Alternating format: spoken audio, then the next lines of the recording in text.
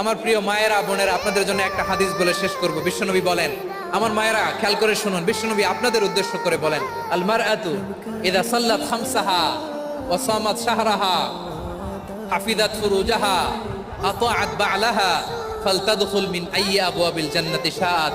বিশ্বনবী বলেন, ও রমণীরা, ও নারীরা, যে সমস্ত নারী এই চারটা কাজ করবে, এই চারটা কাজের গ্যারান্টি দিবে, তাদেরকে জান্নাতের 8টা দরজার গ্যারান্টি দেয়া হবে।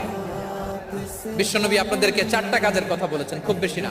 4টা করলে 8 জান্নাতের দরজা সব খোলা। কোনটা দিয়ে যাবে? যেটা দিয়ে মনে চায়। 1 নাম্বার 5 ওয়াক্ত নামাজ, সামাত শাহরা, রমাদানের রোজাগুলো রাখবেন। হাফিজাত ফুরুজাহা, যে নারী তার চরিত্রকে হেফাজত করে, তার প্রাইভেট হেফাজত করে, তার লজ্জাস্থান হেফাজত করে। ও মায়েরা, আপনার এই গর্ভ যে কত দামি আপনি জানেন না।